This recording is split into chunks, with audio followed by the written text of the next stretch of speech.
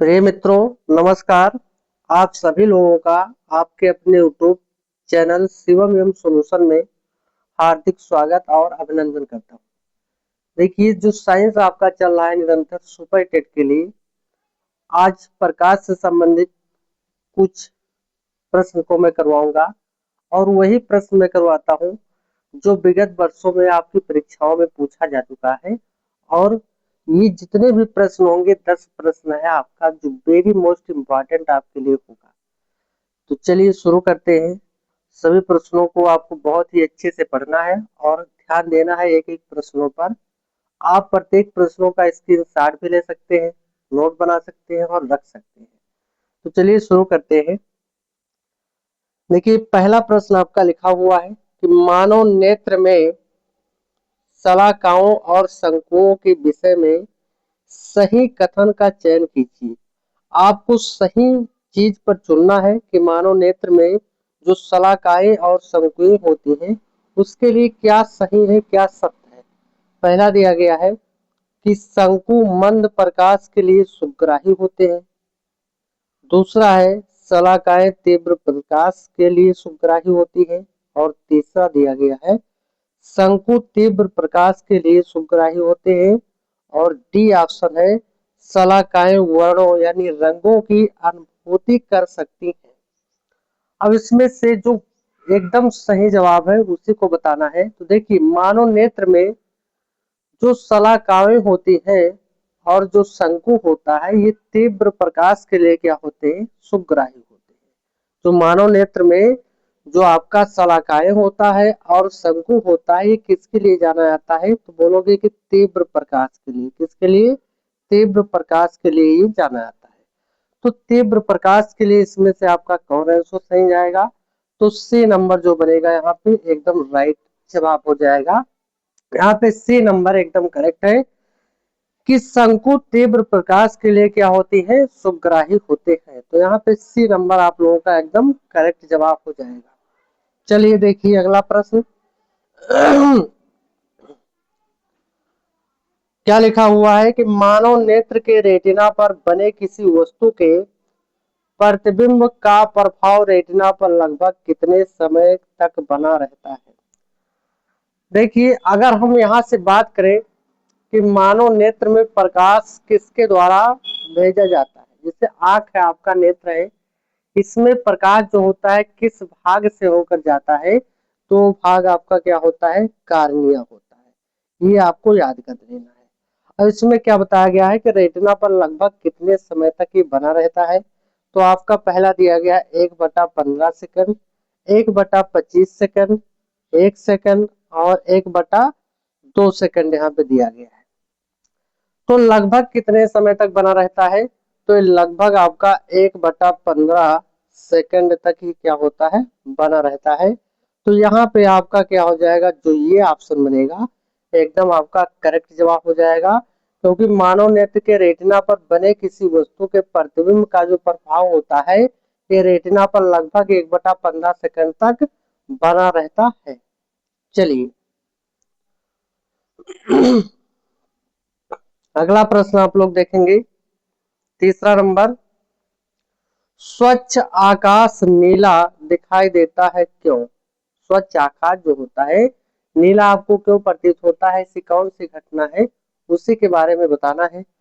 पहला है प्रकाश के अपवर्तन से, प्रकाश के प्रकीर्णन से, प्रकाश के ध्रुवण से, प्रकाश के विवर्तन से। तो यहाँ पे आपको एकदम करेक्ट बताना है। तो देखिए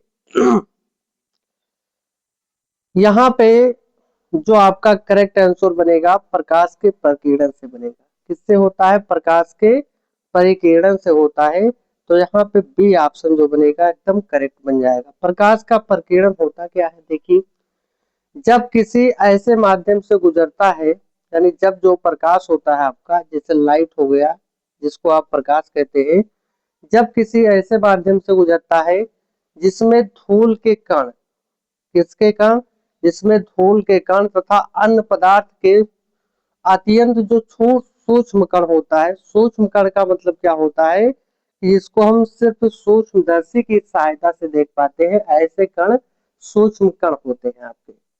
तो इनके द्वारा सभी दिशाओं में ये प्रसारित हो जाता है या विस्तृत हो जाता है।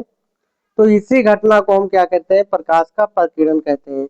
एक बार परिभाषा अच्छे से बोल देता हूँ, आप लोग नोट कर लीजिएगा कि जब प्रकाश किसी ऐसे माध्यम से गुजरता है जिसमें धूल तथा अन्य पदार्थों के अत्यंत सूक्ष्म कण होते हैं, तो इनके द्वारा प्रकाश सभी दिशाओं में क्या होता है, प्रसारित हो जाता है या विसरित हो जाता है। तो इसी घटना को हम क्या कहते हैं, प्रकाश का प्रकीर्णन कहते हैं। और प्रकाश के प्रकीर्णन की सहायता से जो आकाश का रंग होता है वो कैसा दिखाई देता है, नीला आपको दिखाई देता है। तो यहाँ पे बी ऑप्शन आप लोगों का एकदम करेक्ट हो जाएगा। देखिए अगला प्रश्न, प्रिज्म से गुजरने पर श्वेत प्रकाश के किस किरण में अधिकतम विचलन होता है, अधिकतम विचलन होगा श्वेत प्रकाश। देखिए श्वेत प्रकाश कब बनता है, आप जानते हैं कि जो प्रकाश होता है इसमें 7 रंग की किरण होती है। प्रकाश में 7 रंग की क्या होती है, किरण होती है। इससे पहले एक वीडियो मैंने इस पर बनाया था, आपको अच्छे से समझाया था कि जो रंग होते हैं कौन कौन से होते हैं। ट्रिक क्या था आपका, विबग्योर, क्या था, विबग्योर ट्रिक था याद करने के लिए, यानी violet, indigo, blue, green, yellow, orange और रेड, ये 7 प्रकार के इसमें किरणों में इसका रंग होता है। श्वेत प्रकाश कब बनता है, जब ये 7 प्रकार की जो किरण है आपका B plus I plus V plus G plus Y plus O plus R, अर्थात हम क्या कहें कि जब 7 प्रकार की किरणें आपस में मिलती है तो जा करके कैसा प्रतीत होता है, श्वेत प्रकाश बनता है। तो अब इसमें क्या बताना है कि अधिकतम विचलन किस में होगा, लाल में होगा, पीला में होगा, नीला में होगा कि बैंगनी में होगा। अब आपको एकदम करेक्ट जवाब बताना है कि यहाँ पे आपका एकदम करेक्ट जवाब जो बनेगा वो क्या बनेगा।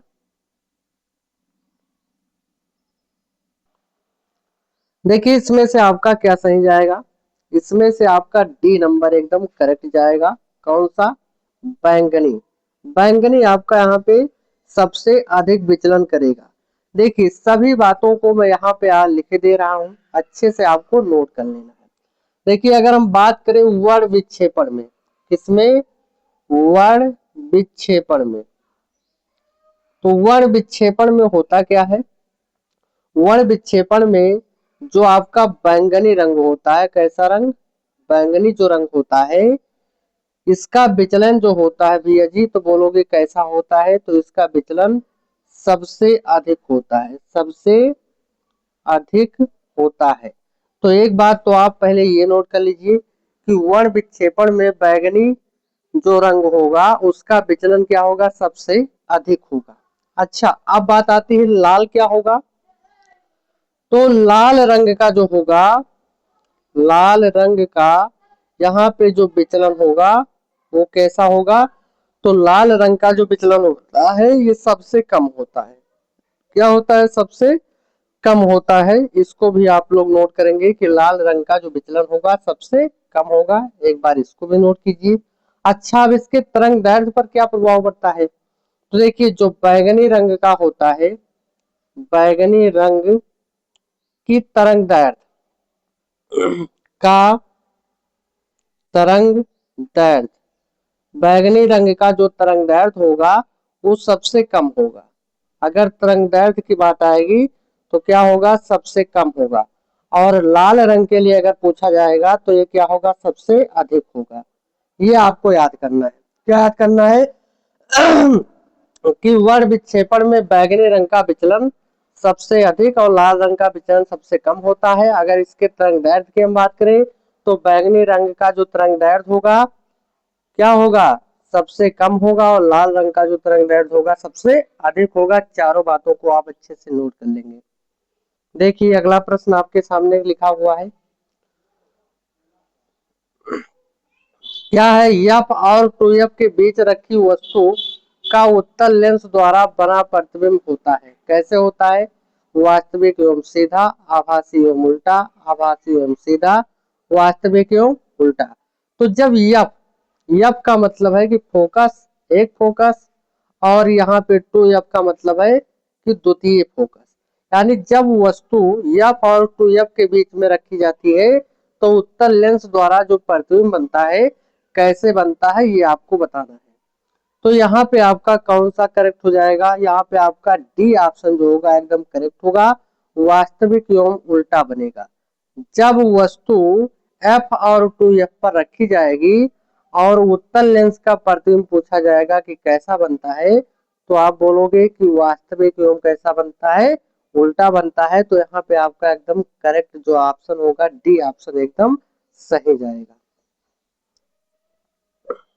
चलिए देखिए अगला प्रश्न। प्राथमिक इंद्रधनुष की रचना वर्ष के पश्चात दिखाई देता है क्योंकि।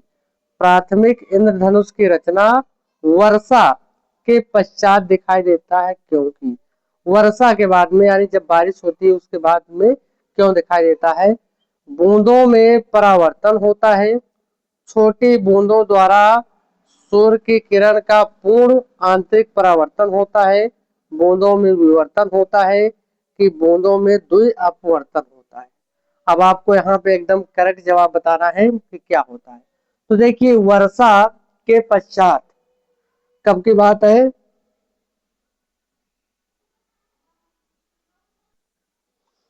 तो वर्षा के पश्चात कब के पश्चात है भैया जी, तो बोलोगे कि वर्षा के पश्चात यानी वर्षा के बाद आसमान में व्याप्त पानी की छोटी छोटी बूंदें सूर्य प्रकाश का पूर्ण आंतरिक परावर्तन व अपवर्तन करती हैं।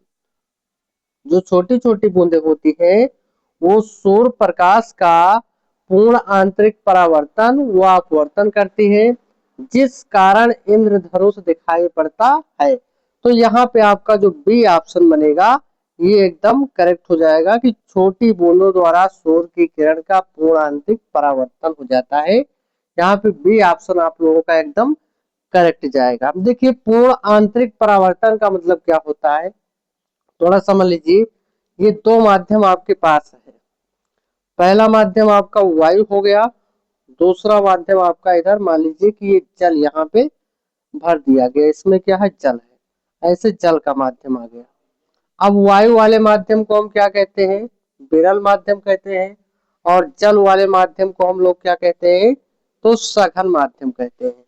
अब पूर्ण आंतरिक परावर्तन का मतलब होता है कि अगर प्रकाश की किरण किसमें सघन माध्यम में है तो वह सघन ही माध्यम में रहे, ठीक है, ये विरल माध्यम में नहीं जाना चाहिए। तो इसका मतलब क्या है कि एक ही माध्यम में इसका पूरी तरीके से परावर्तन हो रहा है, और यदि प्रकाश की किरण विरल माध्यम में है तो वह उसी माध्यम में होनी चाहिए, सघन माध्यम में आनी नहीं चाहिए, तभी इसका क्या होगा पूर्णांतरिक परावर्तन होगा। यानी पूर्ण आंतरिक परावर्तन का मतलब होता है कि प्रकाश की किरणें जिस माध्यम में हो उसी माध्यम में उसका पूरी तरीके से परावर्तन हो जाए, यही आपका क्या होता है पूर्णांतरिक परावर्तन होता है।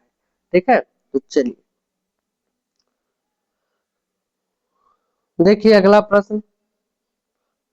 एक लेंस को सरल सूक्ष्मदर्शी की तरह उपयोग करने वाले व्यक्ति को दिखाई देता है उल्टा एवं वास्तविक प्रतिबिंब, उल्टा एवं आभासी प्रतिबिंब, सीधा एवं वास्तविक प्रतिबिंब, सीधा एवं आभासी प्रतिबिंब।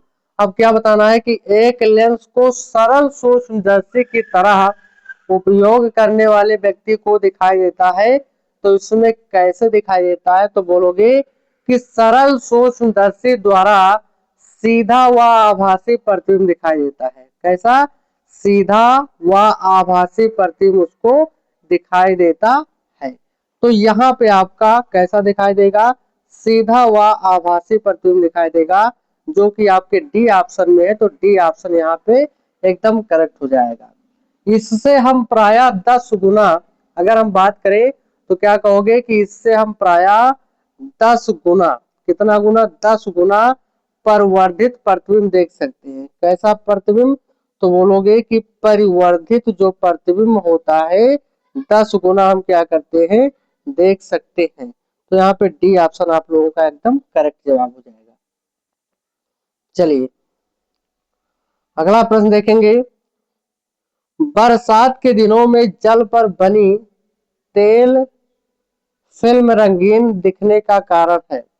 बरसात के दिनों में जल पर बनी तेल फिल्म रंगीन दिखने का कारण क्या है? प्रकाश का विक्षेपण, प्रकाश का व्यतिकरण, प्रकाश का अवशोषण कि प्रकाश का प्रकीर्णन। तो यहाँ पे बरसात के दिनों की बात है। तो बरसात के दिनों में आप लोग जानते हैं कि बरसात के दिनों में जल पर बनी तेल फिल्म रंगीन दिखने का मुख्यतः जो कारण होता है वो प्रकाश का व्यतिकरण होता है। क्या होता है? प्रकाश का व्यतिकरण होता है, जो कि आपके बी ऑप्शन में है। तो यहाँ पे आपका बी ऑप्शन क्या होगा? एकदम करेक्ट हो जाएगा। देखिए, प्रकाश का व्यतिकरण होता क्या है?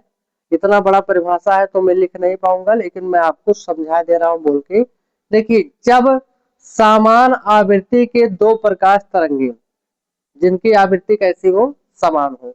जब समान आवृत्ति के दो प्रकाश तरंगे किसी माध्यम में एक ही दिशा में गमन करती हैं तो उनके अध्यारोपण के फलस्वरूप प्रकाश की तीव्रता में परिवर्तन हो जाता है और इसी घटना को हम लोग क्या कहते हैं? व्यतिकरण कहते हैं ना। तो यहाँ पे भैया जी आपका व्यतिकरण हो जाएगा। एकदम ऑप्शन बी एकदम आपका करेक्ट हो जाएगा। देखिए, 9 नंबर प्रश्न को आप लोग देखेंगे। तारों के टिमटिमाने का कारण है, ये सभी लोग जानते हैं। चलिए इसका आंसर करेंगे। वायुमंडलीय जल बूंदों द्वारा प्रकाश का विक्षेपण। दूसरा है वायुमंडल में परवर्ती अपवर्तनांकों की विभिन्न परतों द्वारा प्रकाश का अपवर्तन।